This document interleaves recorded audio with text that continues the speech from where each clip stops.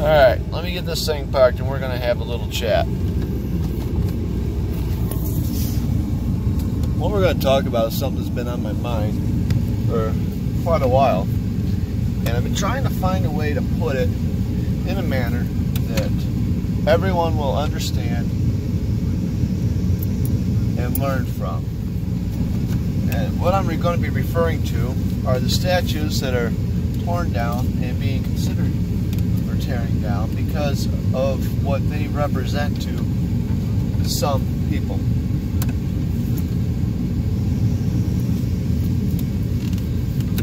Thing is, what people are saying they represent, these people,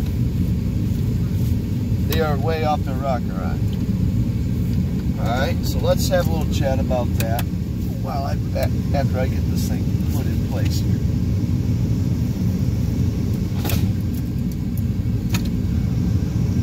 Close enough. Okay, this is the deal. People are tearing down statues because to them they represent slavery, they represent racism, they represent all this negative stuff. Well, the problem is, well, actually there's several problems. One, you're judging an individual by our times when they lived in their times. Well, what do I mean by that? Well, at the time these individuals were alive, slavery was considered acceptable. I know it's wrong, but it was considered acceptable at the time. Alright? So, but with that being said, you can't judge them by our standards. Our standards say slavery is wrong. Their standards did not say that. Their standards said, see, now you can see my eyes. Their standards said that slavery was okay. 2, the Civil War really was not about slavery. I don't want to take anything from Abraham Lincoln because he did abolish the slaves. He did do the Emancipation Proclamation. He did all kinds of things to help the blacks get their freedom. Blacks and Chinese, believe it or not. The Chinese were also being used as slaves, just not as popularly. What the Civil War was about, however, was states' rights. And to be more specific, it was about a tax that the federal government wanted to do on certain textiles. And South was going to be the ones paying most of the tax because of cotton. That's what it was over. The only reason slavery became a part of it was because Abraham Lincoln could not rally the North to stop the secession of the southern states. So, he put out word that he wanted to stop slavery.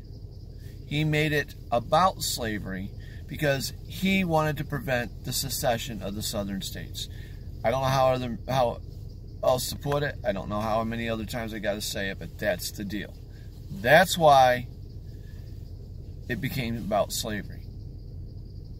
Now, when the Civil War was over or almost over, yes, President Lincoln did do the Emancipation Proclamation, freeing the slaves, which was fine, which is what he said he was going to do. He held to his word. Now, fast forward to today. Do you understand that individuals whose ancestors were slaves are less offended by these statues than college students, BLM, and Antifa? Do you realize the only ones that are actually offended by these statues are the college students that are members of Antifa, BLM, and liberals, the Liberal Party? Most black people, I wish I knew the percentage, I don't, but most black people, they're not bothered by it. And quite frankly, I think the reason why is because they understand that you gotta have these symbols of our past to prevent from making our past mistakes again. See, history tends to repeat itself when it's not learned from or when it's been forgotten. When you forget about your history, you repeat those mistakes. It may not be exactly the same, but you still repeat them. And we're in the process of repeating them right now. We're at the beginning stages by getting rid of these symbols of our past. Let's talk about the rebel flag for a moment. I fly the rebel flag, but I fly the rebel flag not because of its quote-unquote racist background. Its quote-unquote slavery background. In fact, the rebel flag does not represent slavery. It does not represent racism. What it represents is the war and the men who fought that war. The red field that covers the whole flag stands for the blood shed by both sides, not just the southern side, but both, the south and the north.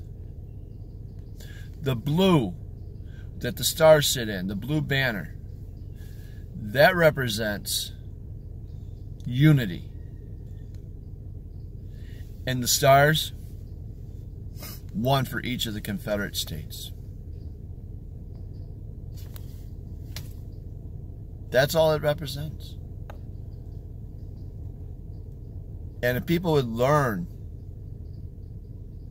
more about their history, especially these ones that are trying to destroy the symbols of our history, they would learn more about it. They would see that they are so far off base with their thoughts, their theories, their emotions. You can't, as a society, you can't advance based on emotions only. If you run based on emotions only, your society is going to fall apart. It's going to back up. It's going to go into reverse and fall apart. And that's where we're at. Now, there's a few of us out there keeping our heads, trying to, what's the word I'm looking for? Trying to move our country ahead. Trying to remember things, like our history. Trying to prevent the repeat of our mistakes.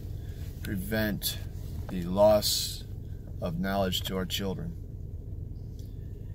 But without these symbols, what have we got? What have we got? No heritage. No provable heritage. The American flag stands for everybody. The rebel flag is a part of our heritage, and it too stands for everybody, even though the emphasis is on the Confederate States. It's for everybody. These statues that are being torn down, they're for everybody. And quite frankly, if you really want to know my honest opinion, I'm waiting for these idiots to go after the Statue of Liberty. The sign of freedom. The sign of immigration. The sign of oppression. And I'm going to tell you exactly what the excuse is they're going to use. Many people came through here with their surnames, and because those individuals couldn't spell them, or the individuals signing them in couldn't spell them or pronounce them, they changed their names. And that's just not right. Well, you know what? That's just how they did things then. True, it's not done now. But you can't judge the past on today's expectations. You can't judge the past on today's parameters. You can't judge the past based on the present knowledge, except for right and wrong. You cannot hold the past responsible for what was known to be standard operating procedures. And if anybody's got a question on that and disagree with that, I want you to think back to your childhood. Think back to all the things you used to do that were wrong, that you don't do now. Do you want to be judged for something you did as a 5-year-old because you didn't know any better? Talking about judging people for past discretions. Ladies, I agree with you. Rape and sexual assault and sexual harassment are the worst things you can put up with. However, if you're putting up with it, say something. Say something at the time it's happening, not 20 years later. Not when the individual becomes a bigwig and you want to bring them down. Save it, or don't save it. Do it right then, right there. That's when your credibility is at its best. You wait 6 months, a year, 2 years, 10 years, 20 years. The longer you wait, the worse your credibility is. The less I and people like me are going to believe you. These people are stepping up saying, oh, Donald Trump did this, or oh, did that. You know what? Something that happened 5 years ago should have been dealt with 5 years ago. Something that happened 20 years ago should have been dealt with 20 years ago. The laws are the same now as they were then when it comes to sexual harassment, rape, and sexual assault.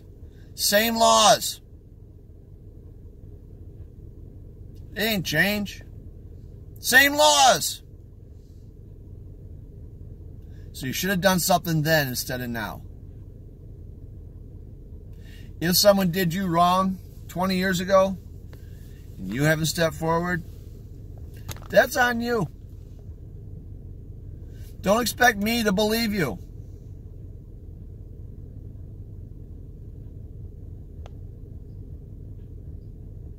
And by all means, don't expect the world to fall at your feet. Because what's happening, and I see it's happening, people are starting to believe less and less. Look at that porn star there. What the hell is her name? The one that tried to go after Trump for a sexual interlude from before he was president, from almost 15 years ago. Stormy Daniels, that's who. Think about that. How far did he get her? I got her name in the paper. She got some publicity out of it. But it didn't take our president down. Why do you think that is? Think about it.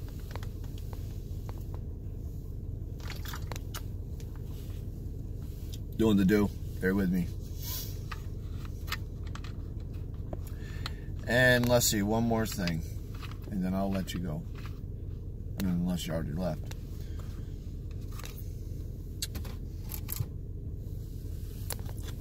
Those of you who do not like Donald Trump because of the tweets, because of this, because of that, and all this other nonsense that you do. You know what? I understand. He's not idealistic as far as being a speaker goes. He's not idealistic as far as presidential etiquette, shall we say. But, and this is a big but, and this thing outweighs, far outweighs, more than anything else that you've got against him.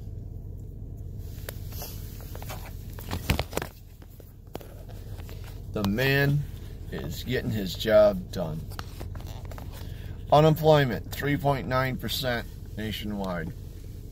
Except for New York State, but that's because we got Cuomo at the helm here, and he's anti-Trump. Anything Trump does, he does the opposite.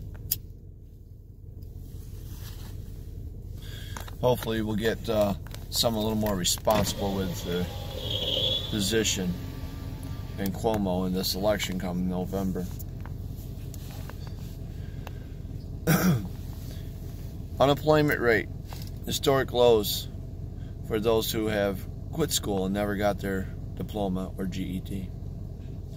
Unemployment rate at historic lows for minorities. Unemployment rates at historic lows. We have Mexico giving us a better deal with trade. We're in talks with Canada. Better trade. Chinese want to come to the table to do talks for a better trade. This is all for us. This ain't for him. This is going to help us all. Even your multi-billion-dollar business owners all the way down to a person who just got off welfare. It's going to help us all. And quite frankly, he may not get the deficit paid. He's going to have it set up so the next few presidents can do something with that deficit and bring it down. Our country's last I heard, $21 trillion in debt. That's a lot of freaking money, okay? That is almost $60,000, well, a little over $60,000 per person in this country, per legal person in this country. And the reason I say legal is because illegals, we don't have an exact number on, so I just didn't bother to count them.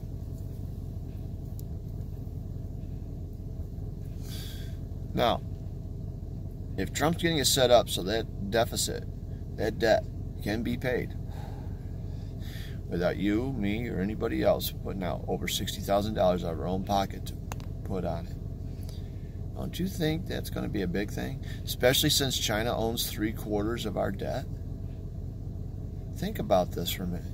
China, communist country who does not like doing business with the United States, owns 3/4 of our debt. That's embarrassing. That's why they haven't come to the table as quickly as Mexico did. They own our debt. They're going to make money off us regardless of whether we do trade with them or not, because we got to pay these debts back. And the notes, the interest on them, think about that. Look at it from this point of view. When you buy a house, the first half of your house payments, 90% or better, goes to your interest that the loan, the mortgage, is going to earn. The first half of it. So if you have a 30-year mortgage, the first 15 years, 90% or more of those payments go towards interest. It doesn't really start dropping as far as paying principal to paying interest until after about 15 years. Now, with that being said, say we took out a 30-year loan with China. First 15 years is nothing but interest. We don't even get to pay off the principal for another 15 years. Now, you're all going to say, well, first year in office, he put us another $1 trillion in debt. Well, you know, you have a president, put you $1 trillion more in debt to try and get the economy going, versus a president who doubled the debt in an 8-year term. That's $10 trillion, by the way. I think another $1 trillion, as much as I hate it, might be worth it. Because look at how we are right now. There's money in people's pockets. People are able to spend. Consumer confidence is up. The stock market exploded, and it never went back to pre-Trump levels. Yeah, it's bounced around, but it never dropped to pre-Trump levels. That should tell you something right there.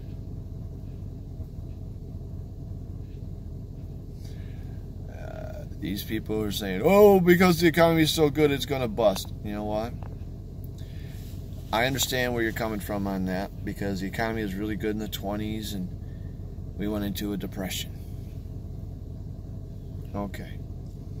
Well, the reason we went into the depression is there was no bank regulations. Banks were giving out money to whomever they wanted. There was no rhyme or reason. So in other words, if I went to the bank and you went to the bank could give you a loan and tell me go to hell even though I had better credit. Now, the way it's set up, most people, well, not most people, how do I want to put this? Most banks pay attention to credit, and there are banking laws that prevent them from doing things that's going to jeopardize the bank.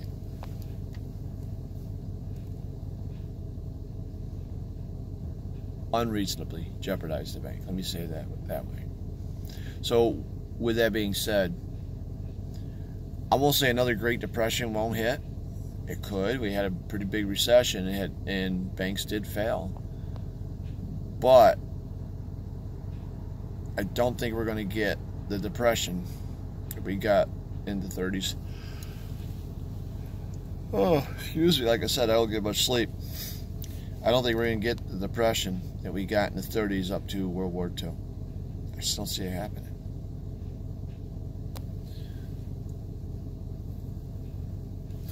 So, support your president. Quit being so nitpicky with him. When you feel you're going to be nitpicky, remember, Obama didn't even abide by the Constitution. He forced us to buy into Obamacare. And he did it without anybody being able to look at it. We had to vote it in before we could see it. Hello. At least he ain't done that. John McCain, I know he passed away. And though there's some questions I have about his time in the service, I won't take his war hero status away. However, as a politician, he wasn't any good, especially towards the end. A good politician backs his president, whether he likes him or not.